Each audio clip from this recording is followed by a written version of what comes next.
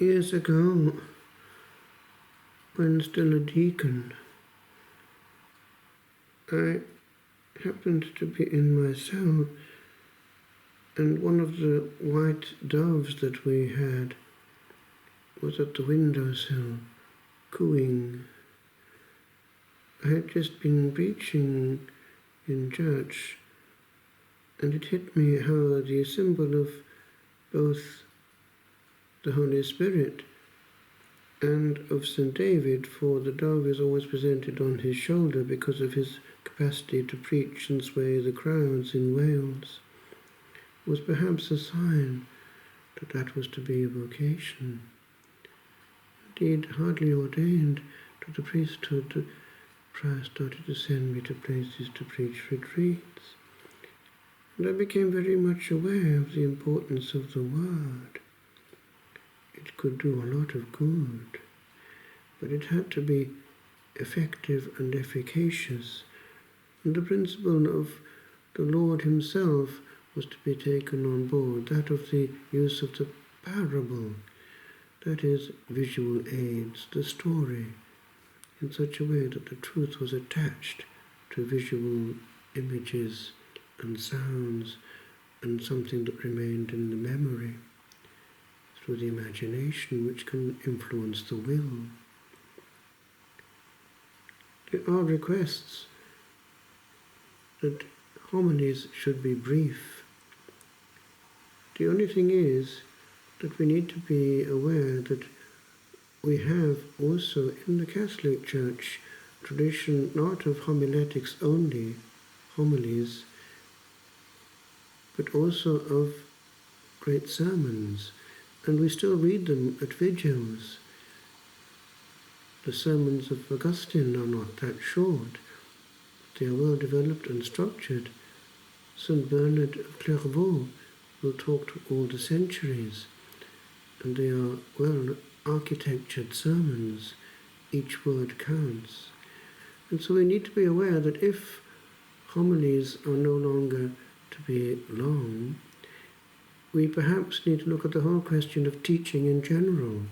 For if it is only a brief homily that the people will have access to henceforth, the question does arise, should there be something to complement that? For instance, to look at our brethren across the Christian world to see what they do on a Sunday. What has happened, alas, since the Second Vatican Council is that the evening devotion has gone. Years ago there used to be that slot. The sermon, rosary and benediction was a joy for many a Christian who wanted more than just the minimum.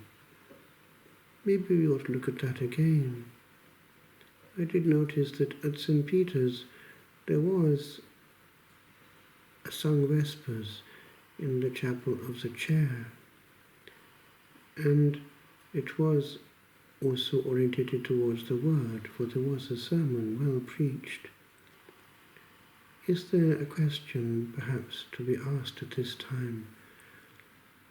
Are the sheep being sufficiently nourished by the word? And should something be done to readjust the balance? To have only the sacraments is not enough. Is there perhaps a place for sung vespers with, yes, a sermon, and for true missionary work, where actually preaching can happen without necessarily having to be inserted in the Holy Mass itself? For the problem is this, that if we reduce our homiletics to only a slot in the Mass itself and nothing else, the danger is that the people of God will over time be undernourished.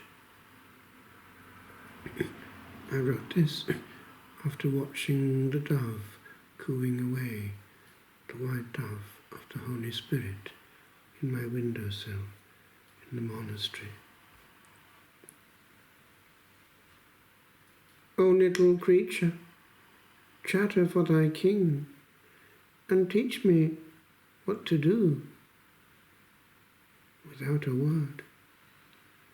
coo on, and in thy cooing bring a thought for what is held in what is heard.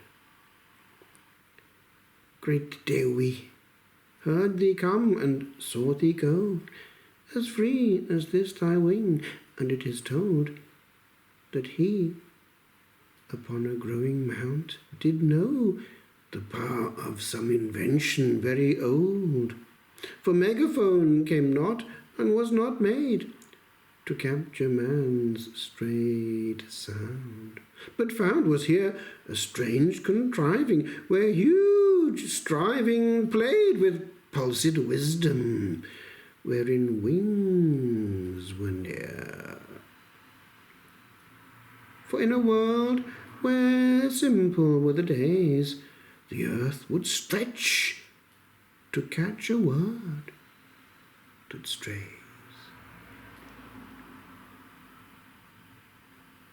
It was the miracle that took place at Brevi when St. David was preaching to a large crowd. They couldn't hear him. They were so numerous.